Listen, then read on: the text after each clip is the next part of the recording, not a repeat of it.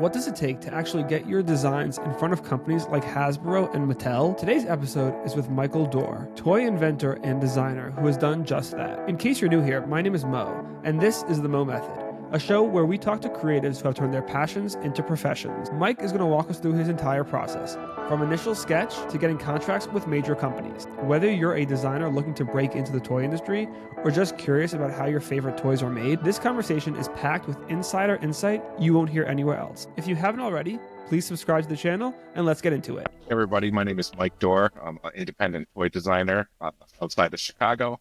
I've designed toys for Fisher-Price, Spin Master, Mattel, Hasbro, Playmates Toys, and others, and I really love doing it. So, first of all, let's start from the beginning. How did you get into toy design? Did you go to school for like product design, or what was your background?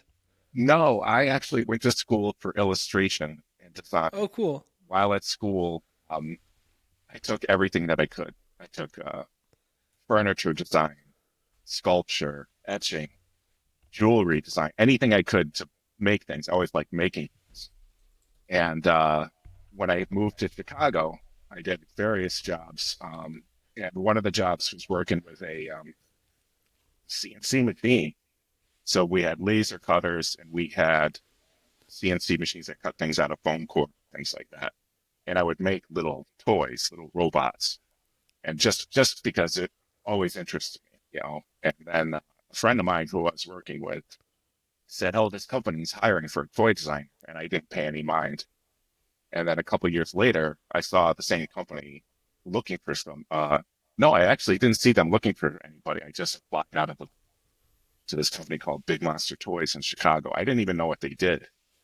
And I said that to them. I said, you know, I'm not sure what you guys do, but I'd be really interested in, you know, interviewing. And they called me in and I showed them the little laser cut robots that I made.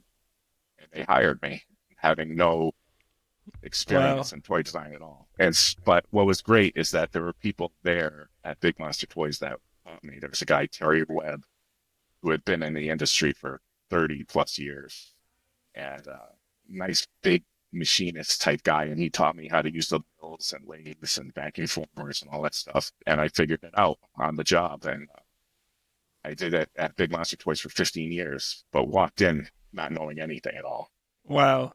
That's really cool. So would you say you do design or invention or a bit of both? All of it. They had people, Big Monster Toys was about 20 to 25 different designers. And they had some people that would just come up with the ideas and hand it off to people that they called model makers that would actually construct the thing. And then they had other people that did videos and everything like that. Me and a couple other guys there were what they called like one-stop shops. So I did everything from coming up with the idea, designing it, building it, and making the video to market it. So that I did everything from beginning to end. Still do. Wow. So what's kind of the process for you? Are you responsible for like coming up with original concepts and then you're making the prototypes and are you working in-house for a company, or you're kind of making these prototypes and then you go and try and sell it to a company and be like, here's my toy, exactly. Who wants to buy it? That's it. We would make toys and then try to sell them. That was the model at Big Monster Toys was you would come up with an idea, pitch it to the partners first, and once you got approval, you would go ahead and make it and then pitch it to various toy companies. So some people would make something very specific, like especially if you were making something for Barbie. It's Barbie. It has to be, right. It has to look like a Barbie. But for other companies, you would make something that was generic, but that they could put their theme on it. So, yeah. But that was the process, was we would make it and then pitch it to Hasbro. Hasbro didn't like it. Pitch it to Fisher-Price, that kind of thing. Got it. And then was it always specifically toys, or did you ever dabble in like games and other kind of things within the industry?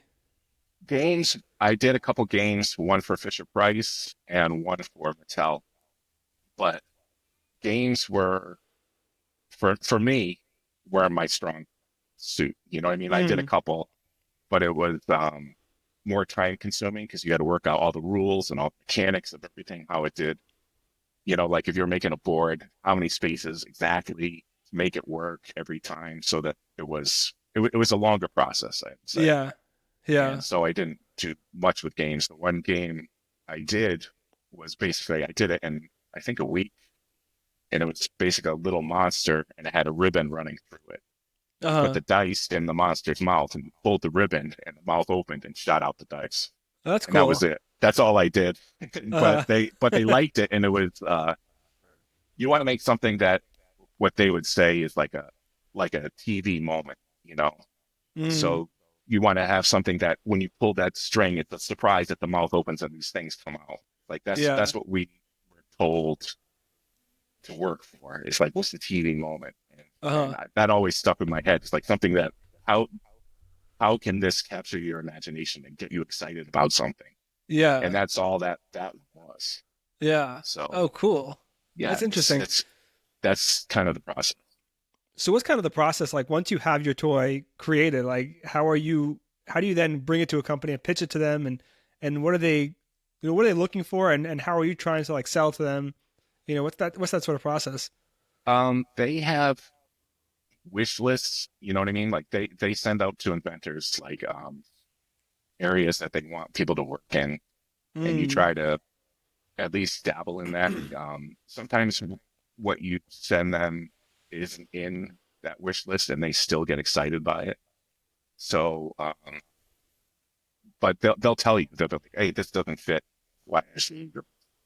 And but the wish lists are something to go on because it changes year to year. They might be really hot on doing stuff for this brand one year, and then next year that brand's not doing right. well, or they don't have the need for it. So you try Right. to want to keep in touch with toy companies to find out what exactly they're looking for, or more importantly, what they're not looking for, because you don't want to waste your time Right. Is that building like where something. inventor relations come like there's Yes, people whose whole job is just like inventor relationships. yeah, they're great people. They've I've worked with some of those guys for 10 plus years, you know. And they're really great people to find out what's going on. And there's some people within that community that are real champions for inventors. You know, that they're really the ones that are like, I really want to make sure your item gets at least a decent shot. Yeah. Because there are Yeah. some companies over time that we were called NIH, which is not in house, so they don't really look into inventors items Mhm. for their brands or something like that. And that's unfortunately sometimes that happens, but you still have to make the attempt. You know, if you feel Right. strongly about your item, you know, you want to put in the effort to get that Yeah. across. But yeah, Yeah. inventing relations, they're great people. Yeah. Yeah. Because like I've kind of I'm in the toy industry and I've heard from people that you kind of want to try and establish relationships with these toy inventor relationship people because that's kind of like that kind of gets your foot in the door with the company, right? And if you just kind of go knock on the door of Hasbro, like I just was in Germany for a spiel, I can't pronounce Yeah, the whole name. yeah, me either. And this was my first time doing it because what happened was kind of the backstory is I had enrolled in a program. It was a program in toy invention, and it was kind of like the whole process because I come from a design background, so more of the my background is in concept design, so more like in the film industry. But I've kind of chosen to focus in on toys, and so I've been to like design expos where it's very artist oriented. So it's very much like, designers talk with other designers, it's kind of, that's kind of the vibe. And so I signed up for this course it was much more the inventor side of things. It was teaching you how to come up with original IP and then how to pitch it and et cetera, et cetera. And then unfortunately, like 2 weeks before the course was supposed to start, it had an affiliation with Spin Master. It's a really cool program. And then 2 weeks before it was supposed to start this year, they actually ended up canceling it. And I I was really let down. But part of the course was they'd take us to Germany and we go and meet with Spin Master. And so I said, you know what, even though they canceled the program, I'm still gonna go and I'm still gonna try to make the most of it. And I didn't really know what to expect, I guess, going into it. And it was very much a B2B trade show. So all the people there from the companies were like sales teams, and all the people on the floor were like distributors and people of that sort. So that was a little bit of like a fish out of water moment. What I found really interesting, which I hadn't seen this at other, like again coming from like design fairs, is like, you go to Hasbro, you go to Mattel, you go to all these big companies. First of all, the line to get in, these like crowds of people that are just like insane. And then, if you don't have an appointment, like you're not even like it's not like you can even walk into the booth and like just browse. It's like you need an appointment just to step foot into the booth. So like it was just interesting that a learning experience, I guess. Yeah.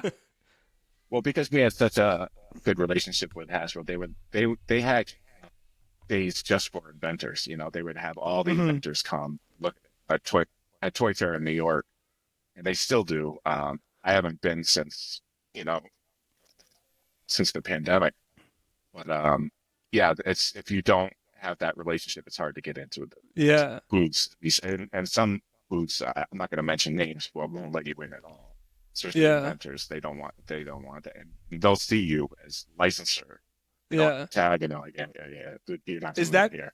is that because they want to do everything in house? Like they have no interest in bringing anybody in from the outside? I believe so. And um, because we're always looking for ideas, we don't want to see ideas before they hit shelves, Right. or they don't want us to see them before they hit Right. shelves, like Right. even within the inventing community, like if you make something, uh, if you sell it now, it's probably not going to come out until 2027 at the Yeah. earliest, and you can't show that to anyone. You can't talk about that with anybody. And so there is that kind of secrecy around it that's always been, I imagine. Yeah. Yeah. So I understand their perspective. Yeah. No, for sure. But again, like, because at the design expos, there are booths, again, like, just for example, one I go to is called Lightbox in LA. And so there, like Netflix and DreamWorks, all these different companies are there, and they're there to recruit. They're looking to, so it's just like that's what I was like, that's what I was expecting. And then I got there, and it's like they're like, oh, sorry, you can't come in. And I'm like, what? He's like, oh, that's what this is for. But but to be fair, they also that's the time where they see smaller inventors like like you or I and Yeah. Zoom that that's when they actually set up meetings to see people stuff there is Yeah. at those toy fairs and stuff like that. But you have to set that up. You can't just Right. walk in and have that. You have to do that. And that's why what you said, like inventor relations, that's a good thing. It's like tell them, hey, I'm going to be at this thing. I have X amount of items to show you. Can we set up things like that? Yeah. So what's sort of like the creative process for you when you're making a new toy? Are you doing digital? Are you doing traditional? Are you doing both? I do both. What I start with is usually a sketch, like the basic idea of it. Like I did something called Head Shifters, and it was basically an Imaginext character, and he has a large head, like a Funko Pop head on top. I kept Yeah. on drawing that, like this head on top, and I was like, well, what is it? And then I went into Rhino and developed something that would fit on top of him, and I put a little seat for him. So then I had the little guy, the head comes off, and then he sits in the seat. And I was like, well, what is that? And I turn that into a tank, I turn it into a plane, and I turn that into different things. And that's how that line developed. But it starts Uh-huh. with a sketch. Like, what is the idea? Here's this little character with a big head. The head comes off. He's still got this little head. What does this thing turn into? So Uh-huh. sketches, and then into Rhino, and then get the basic form, and then sketch out on paper. What does this turn into? How is the basic mechanics of this thing? And then Yeah. go into Rhino again and develop that, print it out, put it together. Yeah. Are you doing it with a 3D printer? Yeah, I have a couple here.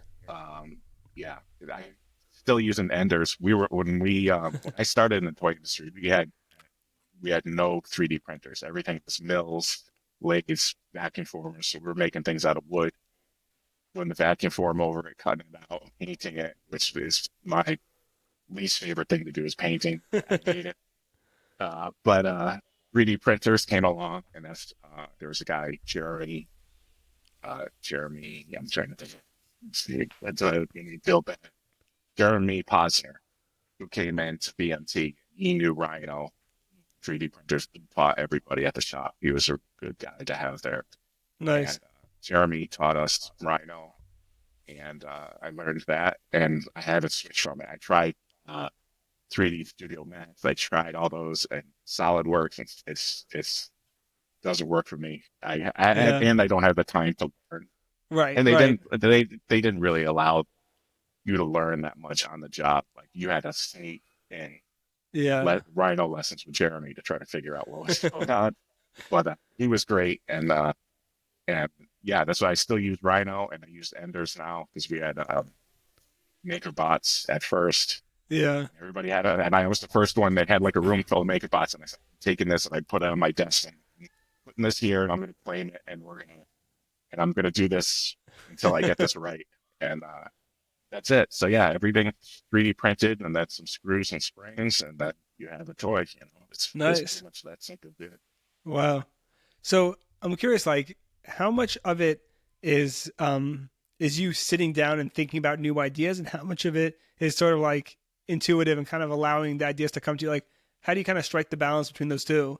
I have two processes that I think I use. One is what I call just like I got it, and it's like you see the finish line before Yeah. you even start.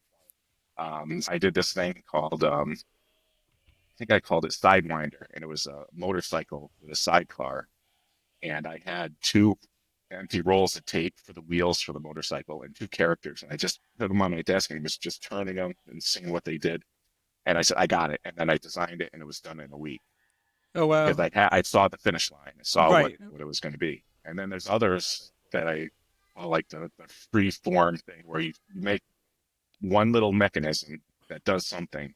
You build that and then uh, I had a partner at Big Monster Toys called Brett Mish, and he called everything that I made like Swiss cheese because I always put holes all over everything that I made that I 3D printed because I could attach other things to it because I was like, I don't know what that thing is yet.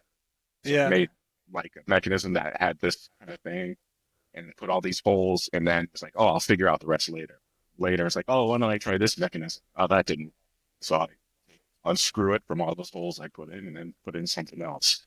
So Uh, there's like two processes that I do. One where I see the finish line and one where like, oh, this is interesting.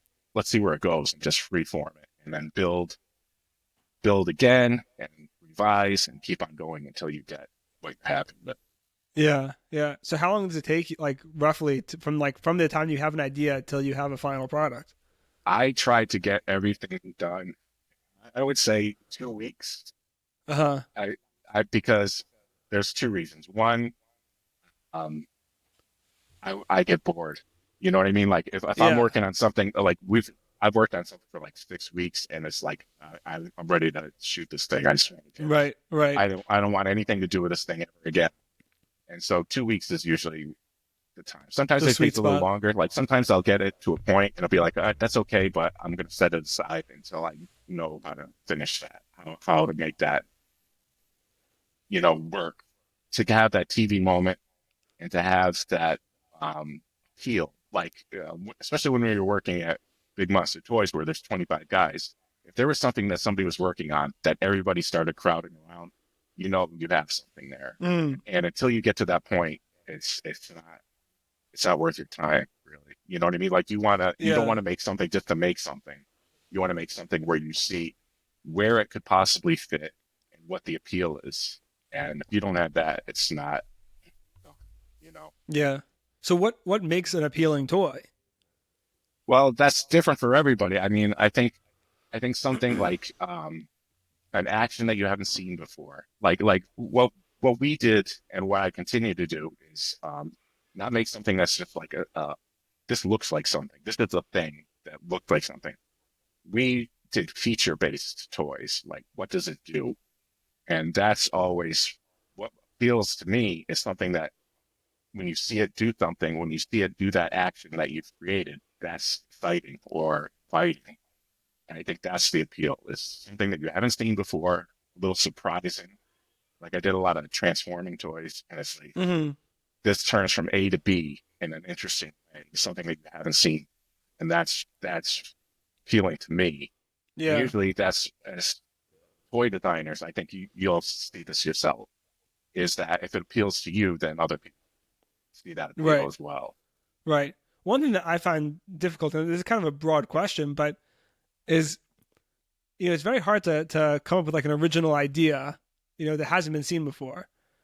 So and especially within toys, right? Because there's sort of more limitations, Yes. So like, how do you continuously find those new ideas? As in, let's say for an action figure, right, or something where there's not really a um moving element to it, right? It's just a recreation of of a character from a popular IP, right? So there, okay, there's you could focus solely on the quote unquote design aspect of it in terms of like the look of it.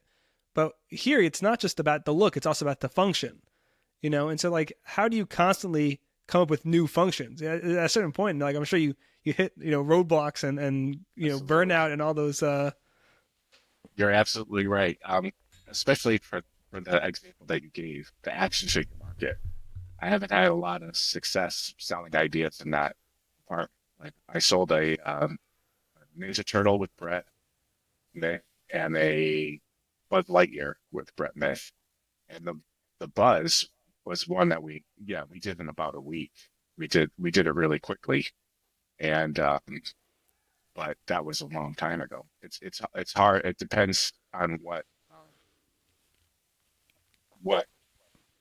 area you're focusing on. Action figures is tough. Preschool, which I did a lot of, it seems a little more receptive to different ideas because I Mm, sold many things to Fisher Price and their Imaginext line because they were more open to new ideas. Where action figures, they have to pay the IP not only to they have to pay us royalty for our invention, right, but also to Warner Brothers or right, Marvel or whoever that is as well. And so it's a harder fight to get something in for that. yeah. How And to come also, up with something that's a tough question. It's just look for inspiration. Like I look a lot of anime or cartoons like where they come up with some kind of thing that's like interesting. I'll pick that. We did a action figure for a huge action figure. We did it really short for Batman for Imaginext. We did it as a 6-inch figure, and they turned it into a 2 foot tall thing. But the original mm, idea came from the manga that I was reading called Berserk. They had this guy who had these giant stone wings, and you can imagine the feathers on the wings at the ends like this. And he mm, curled them up like this and turned them into fists and was punching somebody with uh-huh. these giant wings, and that's how that turned into Oh, what cool. they called the Batbot Extreme, where it was like a big robot and his wings popped out and these giant fists came forward and they punched. But Uh-huh. it came from a manga. So So you're pulling inspiration from everywhere. anywhere where you see something with like, oh, that's cool. Like if you like, everybody walks by a construction site, watch all the tools work, Yeah. because there's something interesting about that. Well, there might be something in there like how that works that turns into a toy. Anywhere where you can find something that you look at like, oh, I like how that does that. You know, Yeah. pull that and use that. That's what I do. Yeah. But like action figures specifically, it's harder because there's been so much done with action You're figures right. because it was such a Right. big thing for such a long time. Right. I'm curious to hear your thoughts on just on the topic of like action figures and stuff. A big topic of discussion now is the whole like kidult craze, as they call it. Yes, I guess for lack of a better term, collectibles. That's kind of like the topic that everyone seems to be talking about in the toy industry. Have you kind of thought about doing stuff in that space? Does that appeal to you at all? absolutely. I had a discussion with with Hasbro and one of their outside vendors that create stuff based on Transformers, and they made something that was for that. Unfortunately, it didn't go through, but yeah, it's an area that I think is very important. And especially as me, I'm a kid that grew up in the '80s and the heyday of Transformers and Yeah. He-Man and GI Joe and all that, and that had a big effect on me. And so I know I'm that demographic Yeah. basically Yeah. that's looking for that stuff. So I made again, like I said before, things that appealed to me that I thought were interesting. And Yeah. yeah, I think that's a growing part of the action figure line. It's not the biggest part. It is Yeah. adults that are I still go through the toy section every time I go to a Target or anything. Yeah. And there's always another guy that looks like me in there too. So it's It's probably me. I'm the other guy. yeah. So it's a real thing, and I think it's an Yeah. important thing to actually focus on because You think it's going to stick around? Like you don't think it's going anywhere? This craze. no, I don't because when I was in college, I used to watch my godfather's kids who were much younger than me, and they played with like Ninja Turtles, and that wasn't where I grew up. And there's people that's Ninja Turtles is still around, Power Rangers is Yeah. still around, and that's going to be the Yeah. next thing after that that people are going to be nostalgic for as time Right. goes on. Because playing with a toy when you're a kid it's a magical thing, like to really put your imagination and your love into those things. Kids love their toys, Yeah. and when they grow up, they have that nostalgic feeling and remembrance of what that was like. And I don't think that's going to go Right. Right. I mean, the whole market seems to be growing very rapidly for, and it's not just like the nostalgic stuff either. It's also like new stuff. Isn't like for example, like you mentioned Funko. The Funko Pops. Every time a new IP comes out, they're on top of it right away, and their stuff sells like hotcakes. So it's not only the nostalgia aspect. There's also something else to it. I don't know, just it's the collectability of it. It's the joy of just like the cuteness factor. Maybe it's a blend of everything, but um, it's interesting that and like I've been a toy collector for a while, so like I get it, but it's interesting to see like how much it's kind of like moved into the mainstream now to the point where yes. it's everyone's talking about it in the industry. Yeah, I think the geeks have inherited the earth. You know what I mean? Like, it's like things that were kind of on the fringe when I was growing up are now mainstream. You know, uh, Yeah. and to your point, the Funko Pop, they came up with something that is, you talk about appealing. Like every time you look at those things and they have those round eyes, and that nice proportion between the head and body, they they designed something that has amazing appeal, Yeah. and they found a way to spread that across everything, and Yeah. even have variations. So they have the pixelated version. They have a great model of collectibles. Yeah. Collectibles is tough too, because that's a category of toys. Like, you try to break into it, it's tough. Um, I did a thing that was about unboxing. Like, that was hot for a while. Everybody Hmm. wanted, how do you open something? They had the Spin Master thing that popped out of its egg. I forgot what that was, Hatchimals. Yeah. And Yeah. and I did a thing that was, I was, again, the simple idea was, you have this box, and with a stick coming out of it, you slam it on the table, the stick pops a figure out of the box, and the box turns into a vehicle for the figure. That was it. And Fisher Price bought that. Again, I didn't pitch it to anybody else. I was the first person that saw it. They jumped on. So that was kind of a collectible, because all the figures were neat, but because you didn't know what you were getting, little kids don't Mm. like that, because it's hard to buy something for a kid, and the kid's like, I Right. don't want this one. I don't want Right. this thing that came out. Whereas Funko, you know exactly what you're getting. But how do you do a collectible with an Yeah. unboxing that's a surprise and Well, still that's not the have whole this? blind box thing. The whole blind box thing really only works for adults, I think. I Like agree. adults love it, but for kids are like, it's funny. My son, he's 3.5, and so one time when my parents were here and they went out and he saw like a little like Spider-Man and his amazing friends. It was one of these like, and it was like essentially a blind box. It was like a little bag, and there's like a little action figure inside. And he was like, "Oh, Spider-Man!" Is so excited, and they bought it and it opened up. It was like Black Panther, and he was like, "I don't want this toy." Like he was so mad. He's like, Yeah, "I thought I was getting Spider-Man." yeah, yeah. That's Yeah, a tough thing. That's a real concern. yeah, And yeah, I didn't factor for that, and neither did they. But yeah. uh, No, adults. I think someone's telling me that apparently in Asia, the Asian market loves blind boxes. It's apparently huge there, and it's making its way into the Western markets as well. Um, the blind boxes are really cool because I heard this. Someone was talking about it recently. I have it written down somewhere. I have to find it in my notes, but it was essentially they called it a scarcity loop, which is what's used like in casinos, let's say for like slot machines, right? So it's like it's it's not like first is like the unknown, as in you don't know what you're gonna get. Then there's high a possibility of high reward, right? So like with the blind boxes, right? Like you might pull a 1 of 100, which is it's go on the secondhand market for a significant amount of money, and then quick repeatability, right? If you buy it for $10, right? If I open up a box and it's not what I want, I could go buy 5 more, and it kind of creates this what they call a scarcity loop in your brain of constantly repeating and repeating and repeating, which is kind of the sweet. If your company is selling toys, that's the sweet spot. Like Yeah, that's but again, I think it's unique to adults. I think you're right. I think maybe when your brain develops, it could be something along that has to develop a certain point in order for that mechanics to work. For that scarcity Yeah, to work.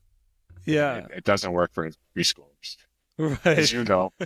Yeah, yeah, yeah. So what's your like main focus right now? Is your main focus on like kids toys? That's like on the is that like the easiest market to sell? That you were saying like Fisher Price It, and it preschool is kind of the it easiest to. was. I think now it's I perceive it as a little bit tougher.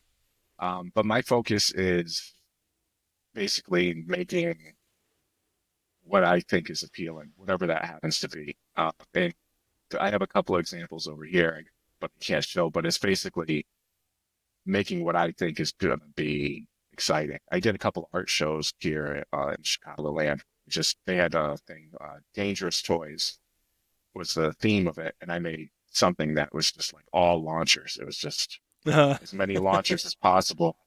They all got fired at once, and it's like that's what appealed to me. It was that. Yeah.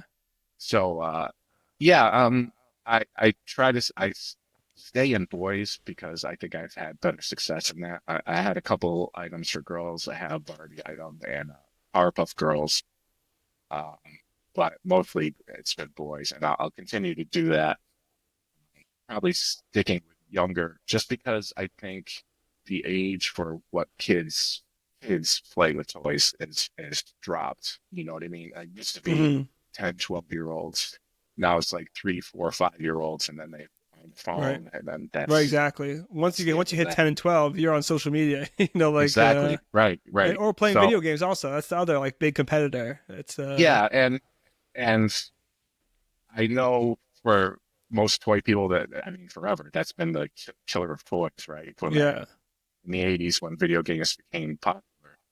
It's like, oh, this is going to kill the toy industry, and it really hasn't. Um, but the toy industry has become more focused, I would say, Hmm. and it is like that kidult things like Hot Wheels. Are kids going up and grabbing Hot Wheels? No, it's adults that are going to look for like that rare thing. Like you Right. were saying, they have a whole system of what's popular and valuable within Hot Yeah. Wheels.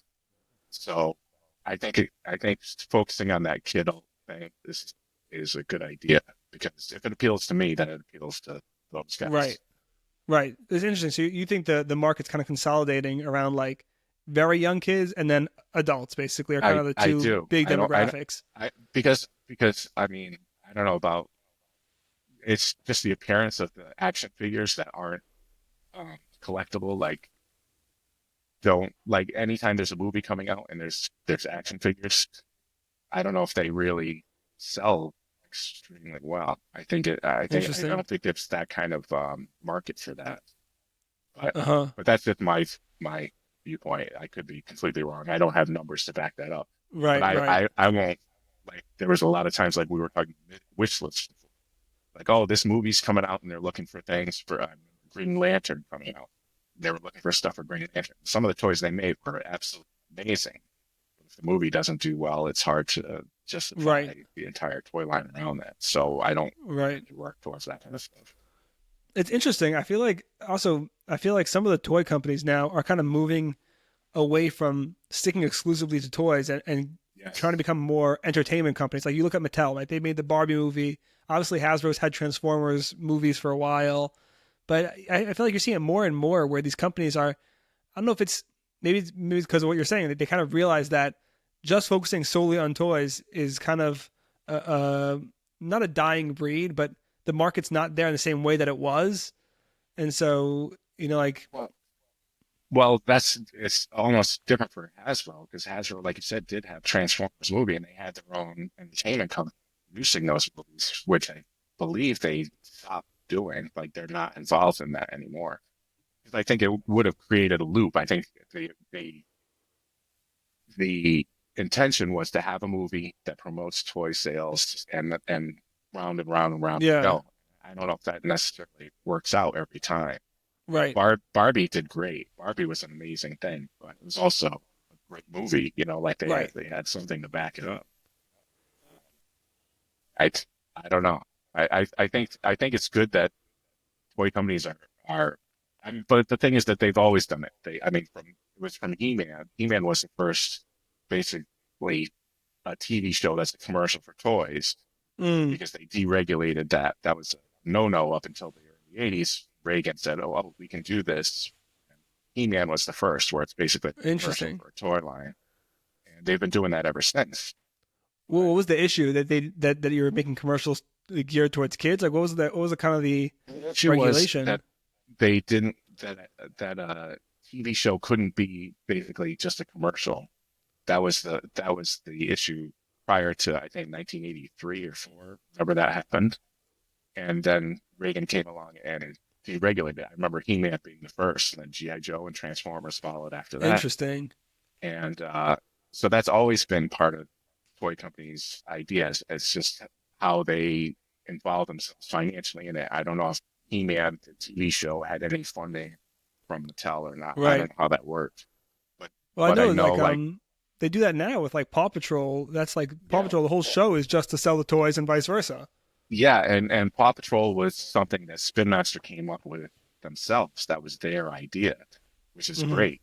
Which because I know like Transformers came from Japanese toys that they imported and then just Oh, reskinned and interesting. then threw all together. But Paw Patrol is an amazing brand because I remember when my kids were growing up and you'd go to like Halloween parties and there's kids dressed up as all the Paw Patrol characters. And it's like it's Yeah. a toy line that they made a show for. Again, a great show because if it wasn't, it wouldn't still be around. Right. And they're making Right. movies and everything like that. Spin Master is a great company. They've really, Yeah.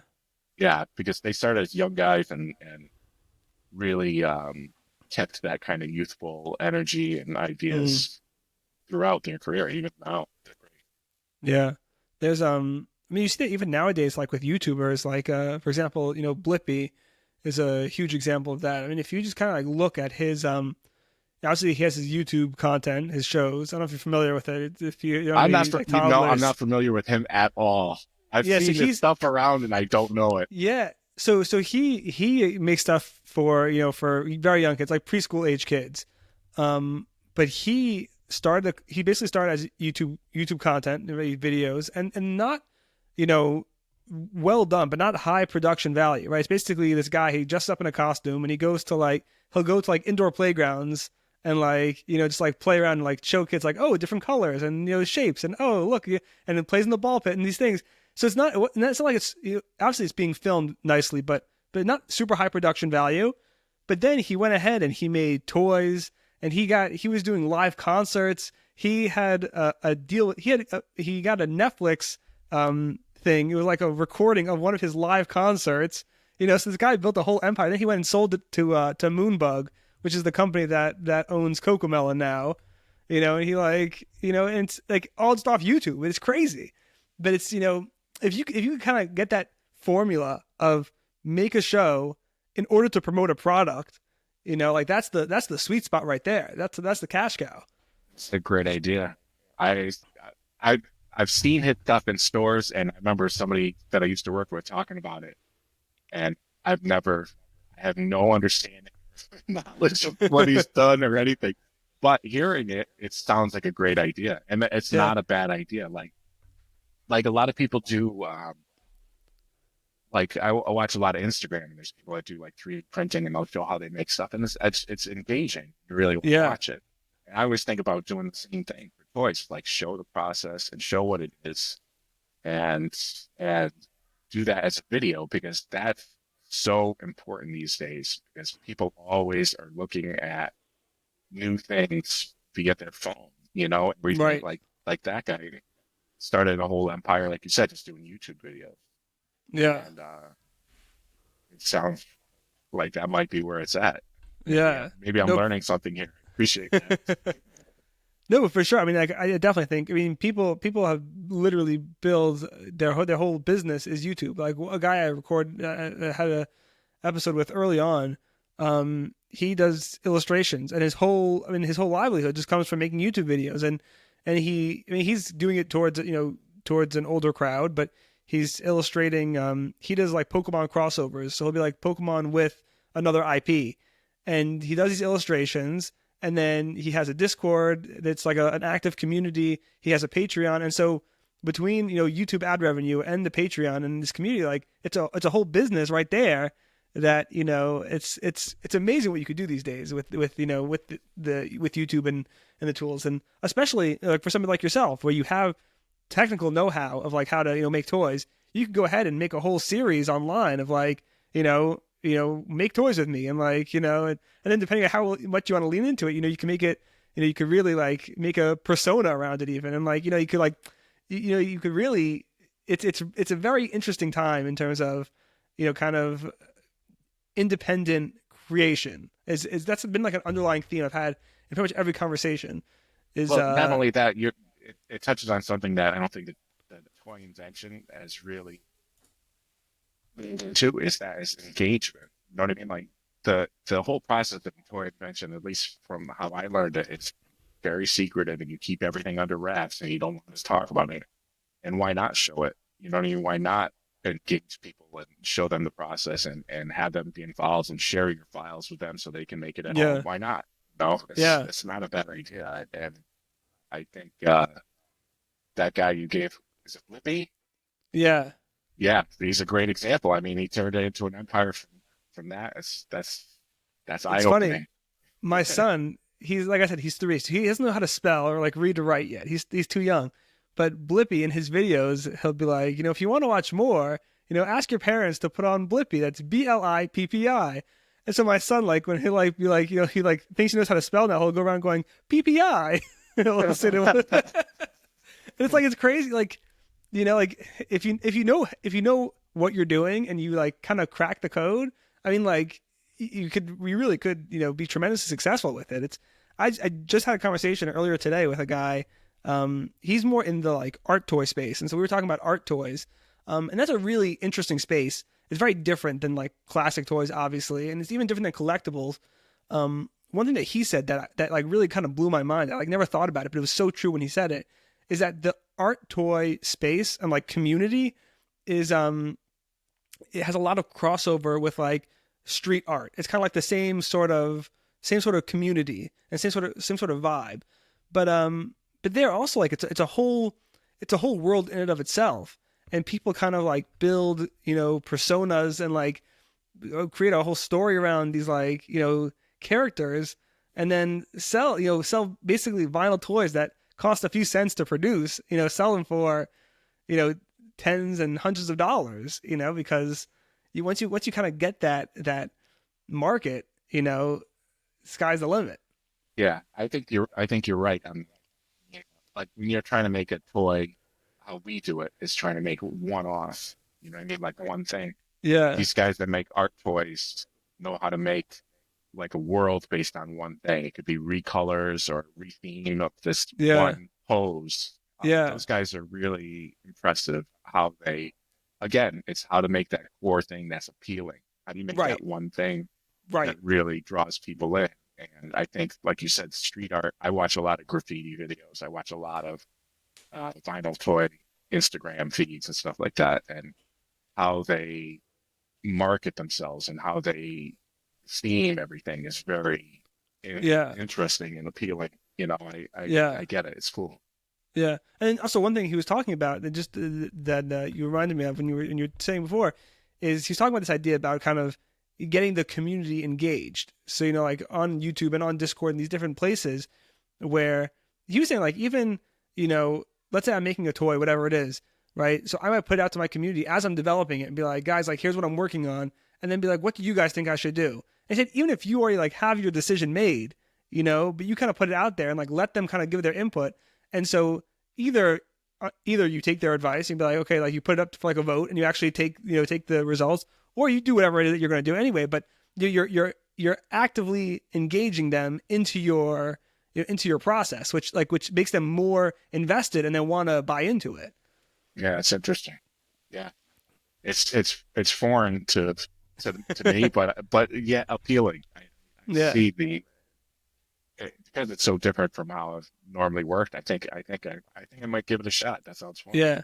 Like Yeah. for me, because again, like, like the difference between one of the differences between you and I is that like I'm at the it's kind of stand at the beginning of my career, whereas you already have, years of experience under your belt. So I'm kind of sitting here with this like fork in the road of, do I go down the route of like kind of the art toy, collectible, that sort of route, or do I go down the, toy inventor, try to sell to companies route? And I guess they both have their pros and cons for sure. But with the toy inventor route, it seems it sounds funny, but it seems almost more daunting that way.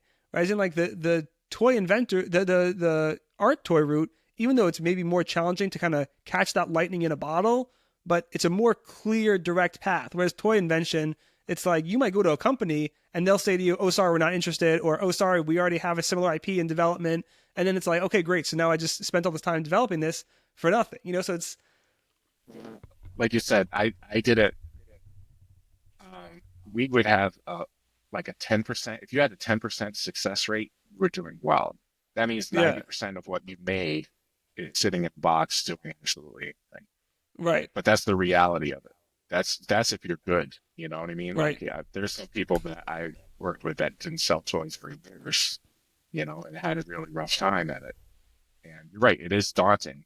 But the main difference that I think between the two is who you're doing it for. Like if you're a toy inventor and you're trying to sell the toy, you're part of it, but you're not the main part of it. You're trying to right, make sure that Hasbro or Mattel or Fisher Price can buy into what you're doing. That's a company. But if you're doing the independent toy, the vinyl toy, or how did you call yeah, it? The art collectibles or toy, art toys, yeah, an art toy.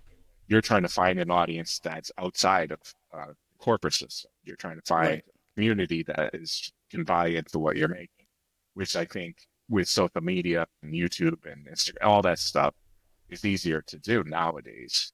yeah, And that's why they have Kickstarters and stuff. Like some of the guys one of the guys I worked with has a Kickstarter for something that has nothing to do with toys, but that's how he's trying to get his idea out there, and that kind of stuff works. I've yeah, seen old games get revived on Kickstarter and toys get built on Kickstarter and stuff like that.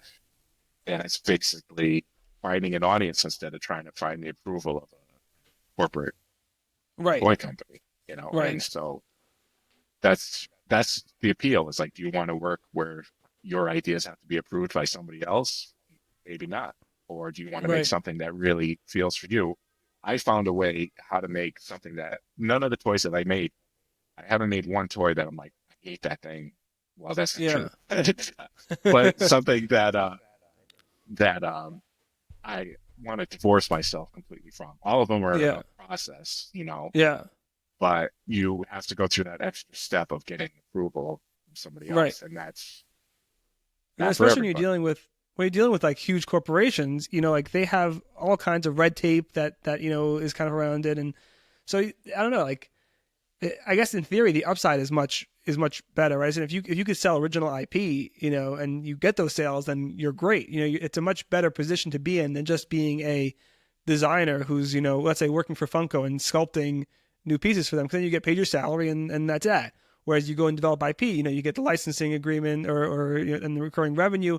But it's just from what I've seen and what I understand, it seems like a much more uphill battle. Again, it's It's just and each of those companies, like if you're working as an independent inventor, you're working with other kind of right. companies. You're working against their in-house team that designs stuff, and you're working against their budget. You know what I mean? Because you can make something. I mean, I got better at that as time went on to make something less expensive. I didn't make a lot of motorized toys. I didn't make a lot of high electronics toys because A, I couldn't. I don't know that stuff.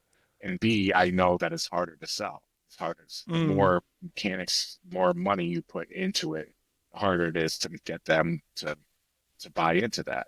yeah. Um, and you're right. I mean, going into a company and just doing the sculpting work for Funko Pops is one way to go.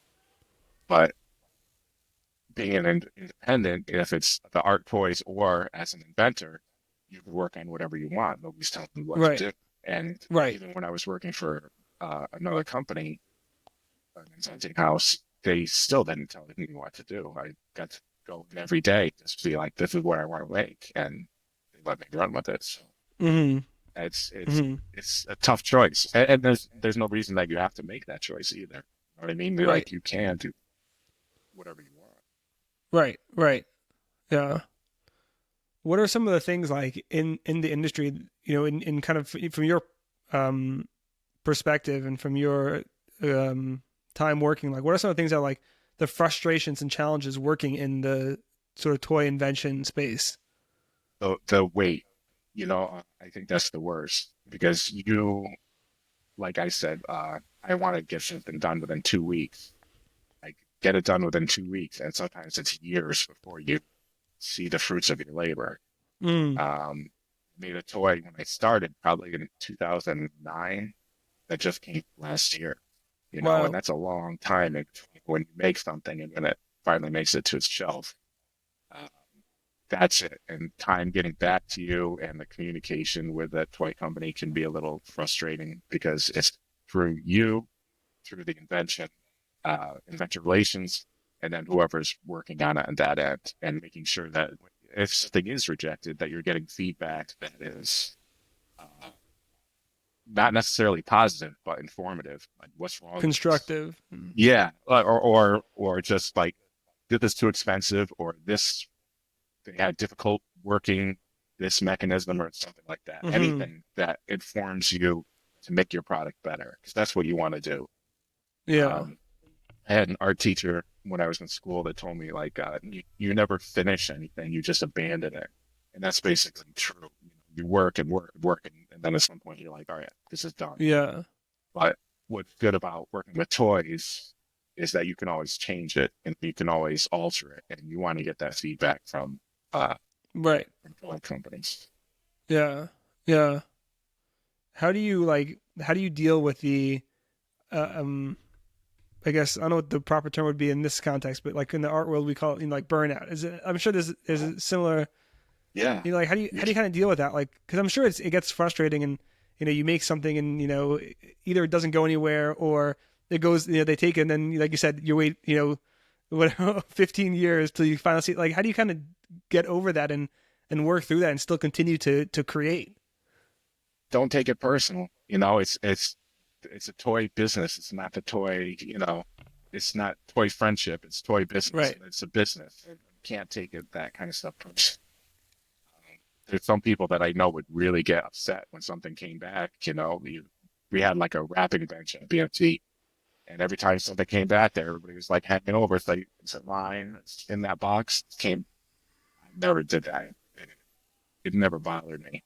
But Yeah. you also have to step away. Like if you're working on something or if you're working in a category that is frustrating and you're not getting anywhere, try to work on something different. Like I said, I try to focus on boys' toys, but every once in a while I'd be like, oh, why don't we try to take this boys' toy and turn it into a girl's item, see what that would be like. And I've Uh-huh. done that a couple times to varied success, but you just have to switch it around, especially if Yeah. you're um, creative, create something different, do something different, work in toys, work in games for a couple weeks if you're burnt out from toys, or work in a different category. It's like you have to switch. You have to Yeah. keep moving and look for inspiration in different places. Just look around, see what other people are doing too. Right. Right. How do you kind of like handle the business side of things? Because as a creative person, business is not necessarily like No, as intuitive. it's not. I get a lot of advice from other inventors, because uh, BMT still exists, but not with any inventors. There's no people there. So all those guys are on their own, and I lean on those guys a lot, talk to them about what they do. And but the business side is not great getting paid. It's a not great process. With some Yeah. companies, it's great. With some companies it's not. I'm not gonna name names, but you, especially as an independent, have to have like a backup. It's a tough job to do only, especially if you don't have like items on the shelf that you're generating revenue from.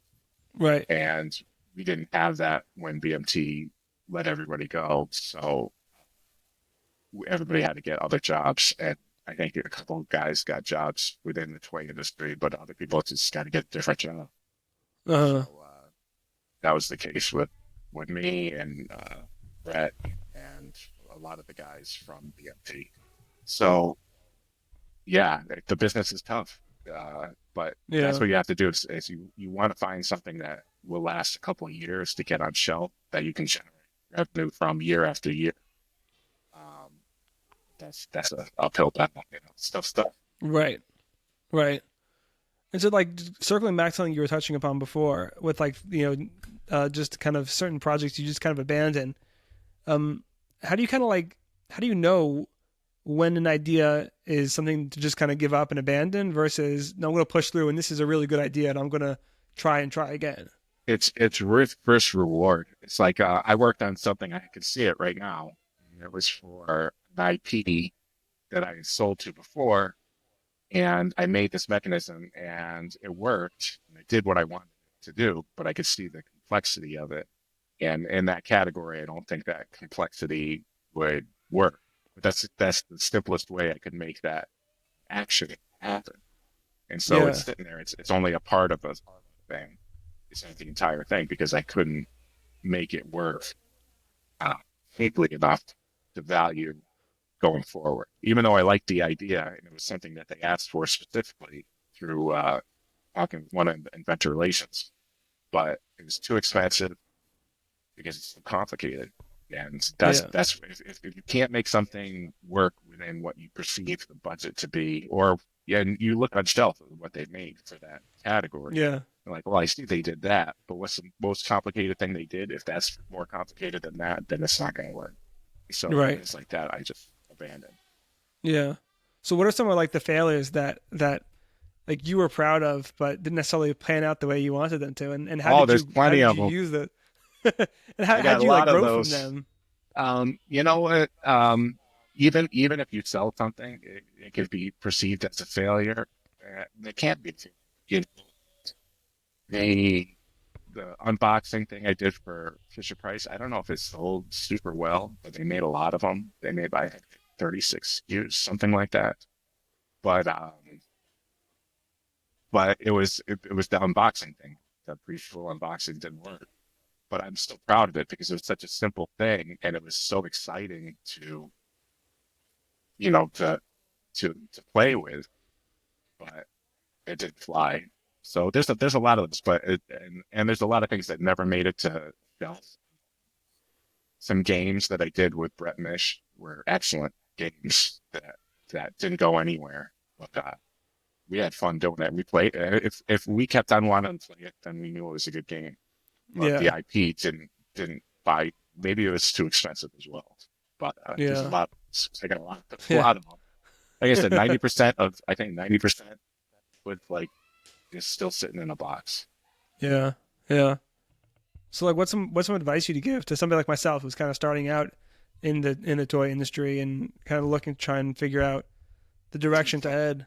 Find come up with an idea that you really feel strongly about, something that you would want to see on shelf and that you would want to have, and develop that. That's the best thing you can do. It's like you are you should be your own worst critic. You know, like you should be your toughest critic, and you should be your biggest cheerleader at the same Yeah. time. And so, if you have something that's really appealing and interesting to you, then that means a lot. Because it is kind of a personal process, right? It's like I don't know if you work with a lot of other people, but I only worked with one or two other people at the most, and a lot of times by myself.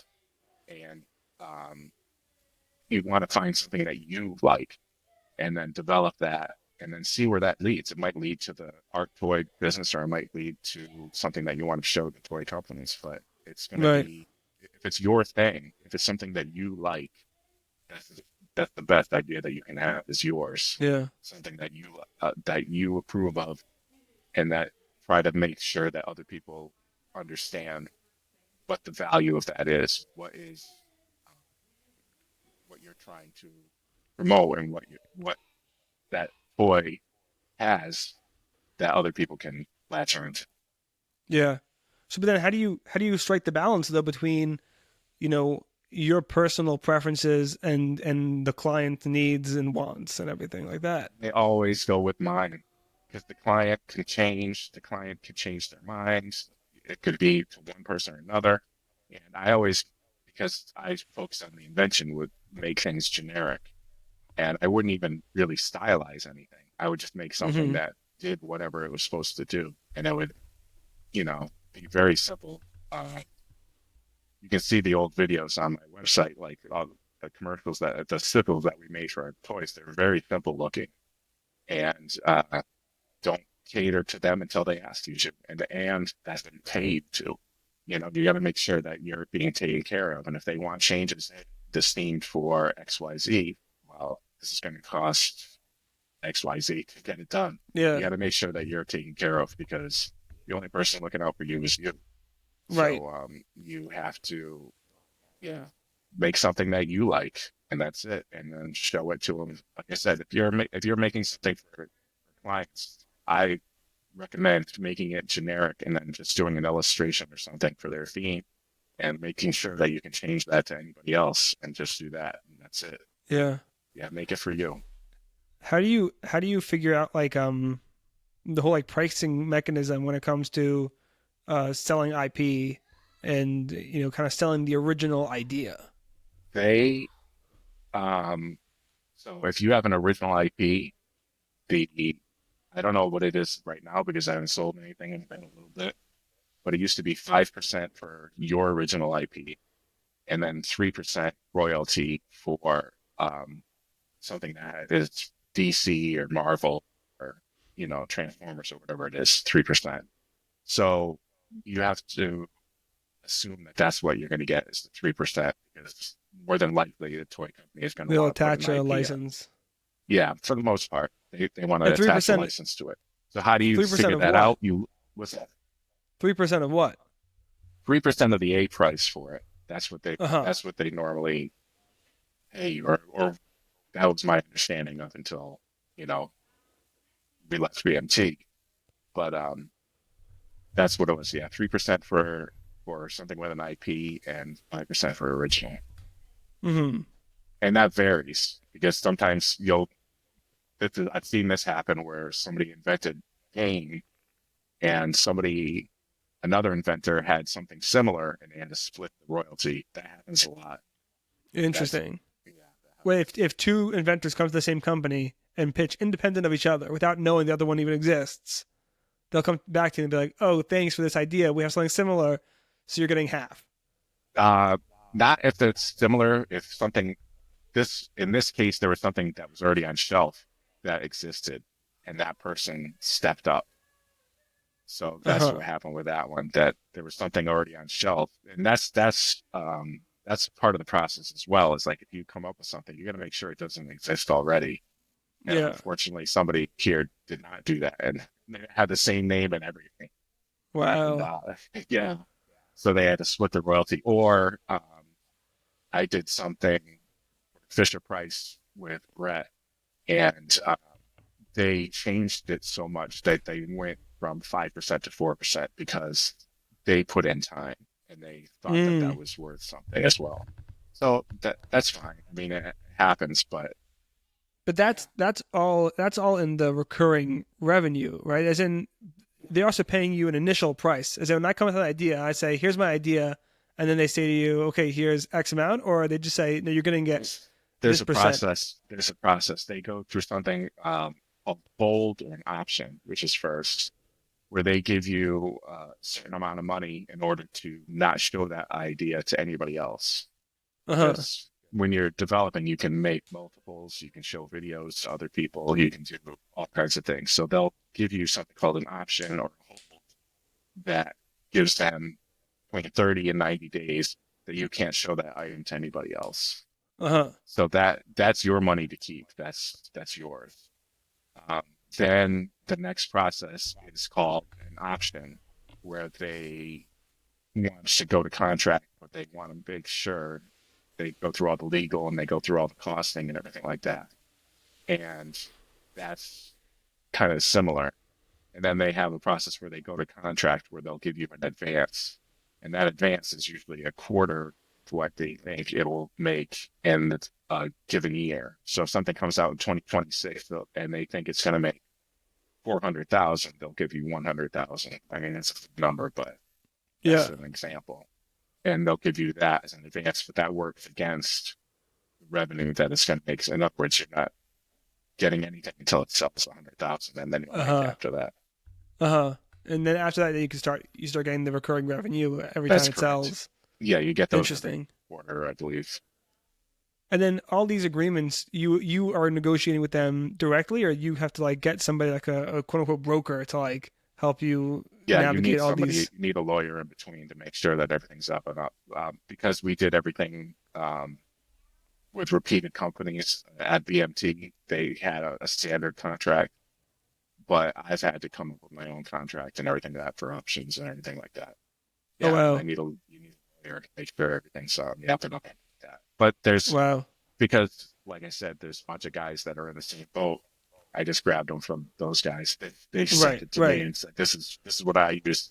That's worked out." So yeah. And the community is good to share that kind of stuff. You know, inventors really want to make sure everybody else is helping out, taken care of. Yeah. Looking to the future, like what are some changes that you would like to see in the industry, and where do you kind of see things heading? Also, like what does the future look like, you think?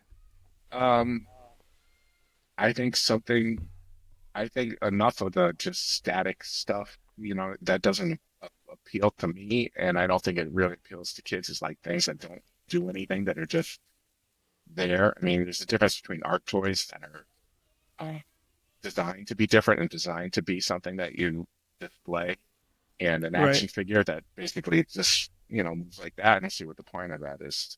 Yeah. I'd like to see more invention stuff, just because that's the wheelhouse, and I like seeing people come up with things that make and do. And do you feel like it's slowed down? The inventing? Yeah. No, I don't think so. I think it's focused. I think the toy industry is kind of not shrinking, but focusing more and different things, like you said, entertainment and stuff like that. I'd actually like to see it more like what you were talking about, is more engagement with the community. I know Hot Wheels does like stunts, like real stunts, like that kind of stuff is cool. And I'd like to see more of that, and more toys that are unique and inventive and creative and appealing, as opposed to just, hey, this movie's coming out, we got to make things for this, and they just sit there and don't really do anything. That doesn't appeal to me. I like to see more of that engagement that you were talking about, because that is really interesting. Because I think there are communities around toys. I like Transformers toys, and there's so many people that are, even in my neighborhood, that still collect Transformers. Guys my age. Did you see the who was it that put it out? I forgot the company, but they put out a few Transformer toys. There was one that was Optimus Prime, and one that was Grimlock, I think is the name. These like super premium toys. They were expensive. They were like a few $100. But they like the self-transforming ones. Yeah, I have one. Cool. I have one of them. That's all I could afford. Yeah. Which one do you have? I have the Optimus Prime. It's so cool. The Grimlock is killer. I want the Grimlock, but I can't swing. I guess I would be in trouble if I came home with that. But but that kind of stuff, that is amazing. I mean, it in a way it goes away from, it's what we used to call a watch me. You know what I mean? Like you're not engaged in in its process, but that doesn't make it any less cool. Those things are Yeah, badass, but right? also they're selling it to adults. Like again, like Oh, you're saying, that's like yeah, people who are no, because that displaying it, Grimlock I think was $1,500 here, something like that. something like that. Yeah, Yeah, that's not for kids. If you yeah, buy that yeah. for your kid, you know, good for you. That's a spoiled kid. Yeah, that's a spoiled kid. You got it. But I mean, it's but that was really cool. And that was I guess I'd say very different. That was almost like taking an animatronic and bringing it into your onto your desk essentially. Like yeah, because those robots, they've done a bunch of those like dancing robots and everything. And they've done things that look like Transformers, but to actually go for the license and actually make something, the Megatron is amazing. The Grimlock is amazing. They're wonderful achievements in engineering, and yeah, they're fun. They look awesome. yeah. Yeah, Adam I'm all Savage. for it. You ever watch Adam Savage's YouTube channel? Oh, absolutely. So he did a whole breakdown about with the Optimus Prime. He was talking about how even the way that it transforms, like the reveal of like the what areas turn at what points and what things are. Even that is a whole art form in and of itself. Like Yes, what's the reveal, how you see it. in the order of operations, like you said, like the Yeah, way it pushes itself up yeah, is awesome. It's great. yeah, Yeah, it's that's something I like, that kind of thing. I could never do that. That's beyond my capabilities. But it was appealing enough for me to buy one. I bought one. right. And Yeah, yeah. that's cool. No, I mean, there's definitely a lot of again like as a kiddo, like it's fun because I feel like there's more and more that's being made for people like us, you know. But as somebody who's on the other side, as somebody who's like the inventor, it's a little bit I don't know if daunting is the right word, but it's a little bit I don't know, like again, not scary, but to look at the market and just it feels like the the classic toy market isn't there in the way it was. And it's like you said towards the beginning, it's like you really got to either focus in on very very young kids or focus in on collectibles. I think those are kind of your two options. Is what it seems like. There are other things. I mean, Barbie has been around forever and still Right. continues to dominate. They're the number one or number two toy for Mattel that delivers year after year. And Yeah. aside from the Barbie movie, there's no real. I mean, they used to have like directed DVD movies and stuff like that, I but remember.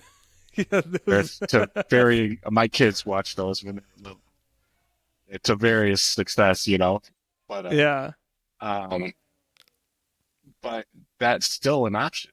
Barbie toys sell, and Barbie is it's something I sold one Barbie. I did it with Brett Nish and Dino Crisanti over at DMT, and it was a big success for that year. But Hmm. uh, it's still there. I think it's you have to focus and you have to engage with these toy companies to make sure that what you're doing, like you said, you don't want to go down a road too long and work on a toy for months and months Right. just to have it. No, we're not doing it, especially if you make something for as specific as Barbie. Because Yeah. there's not a lot of competition for Barbie, which is why I think it's successful. But And everyone who tries to compete, like there's that for a while when I was a kid. All the like remember the Brats, girls in school, the brats. Yeah, like that was yeah, the thing. And I mean that it kind of was a flash in the pan. And I don't know how successful it was, but it definitely wasn't Barbie level. And you don't hear about no, it anymore. but the company that made it wasn't Mattel either. You know what I mean? Like for them, Right. it was a success, but there was a lot of back and forth because that was designed by an ex-Mattel employee, Uh is my huh. understanding. So there's, yeah, but there are those that try, and for that window, they'll do all right. Like Bratz, like you said, isn't around. I don't know if it's around now. It might I'm be, not sure. but for a while, yeah, it was hot, and Yeah. there's nothing wrong with that. There's like perennial things that stick after year, like Transformers and Barbie, and there's things that pop up for a little bit and come down, and like Susan Pets was big for a while, and Bratz and Yeah. things like that. The Hatchimals was great, but which I think is coming back. They did like some dinosaur something. It's all good. You know what I mean? It's Yeah. all great stuff because it's all all those things are new. Rats looked like nothing else when it came out. Right. Zuzu Right. Pets was simple, but it was fun and people loved it. When I was a kid, it was Cabbage Patch Kids. When those came out, that was a Yeah. monstrous toy. So all that's good because it gets excitement about the entire toy industry, the toy business, toys in general, and it's nice to see those things even come up for Yeah. however long Definitely. that is. Definitely. Yeah. So again, just to kind of we touched on this before, but just to kind of like reiterate this point. So as somebody who's like a new inventor, would you recommend to go? Let's say specifically in the invention sort of side of things. Like, would you recommend focusing in on trying to sell to companies, or would you recommend you think you're better off just going and trying like to do Kickstarter and just like try and do it yourself? I think you should do both. I don't think you should limit yourself to one process, especially if you feel Mm-hmm. that strongly about it. If you go through the process, I mean, there's nothing wrong with showing it to any of these toy companies and see what kind of Right. offer they're going to get. There's nothing wrong with that because you could always turn around and go to Kickstarter if you feel that strongly about it. Right. So I don't think you should limit yourself at all. Because and there's a lot of toy companies out there. I'm sure if you went to Germany, you see a lot more than we're Right. even aware of. Right. We have big ones here. We have Spin Master and we have Mattel and Hasbro and Playmates Toys we sold to for a while. But there's toy companies all over the world. Even the one that you mentioned, I never even heard of that before. There's toy companies everywhere, so you can try that. And if it doesn't work out, go to Kickstarter Yeah. and you have a podcast, you have ways to get out to people to communicate with them, which is great, which I haven't done, but you've inspired me to actually give that a shot and Yeah. try that because if you feel that strongly about it, that's the thing. If your idea is that great and you believe that and to be fair, you should verify it with other people, show it to people that you Yeah. trust and you like their their instincts are good. And then if you feel that strong, yeah, go to Kickstarter and make it yourself. It's totally worth Yeah. it. Yeah. What's the downside? Right. Right. For sure. Yeah. Um, just to wrap things up, this is my question I pose to every guest, and that is, how do you define success? Oh, happiness, not money, not items. Do you feel good about yourself and your life? Wake up in the morning, all day. Is that, are you happy? That's it. It's that Yeah. simple. Happiness is, success. If you're happy, I've seen people that have money, cars, and houses and everything, and they're miserable. And that's not Right. success. And I've Right. seen people that have nothing, and they're got a smile on their face, and they're enjoying their day every day. And that's what Yeah. I want. And Yeah. that's what I think I have. I'm happy to do what I do every day. I can Yeah. sleep well at night. It's all good. That's awesome. Thank you so much for your Oh, time. Where can thank you. everybody It's good. find Nice to you? meet you. It's nice to meet you too. Where can people find you online? You on social media? And obviously, I found you on LinkedIn. Are you on other social media accounts? You have a website? I have a website. It's called MikeDoreCreative.com. It has all the toys that I've made, some of my artwork. You can contact me there if you need to get something done or if you need advice. I've had a lot of people contacting me through there to ask about toy ideas. And it's always great to hear people like you and other young people that are starting up, trying to figure out how to navigate this crazy toy world. But yeah, MikeDoreCreative.com. Amazing. Thank you so much for your time. I really appreciate it. Oh, it's great, Mo. Nice to meet you. Nice to meet you too.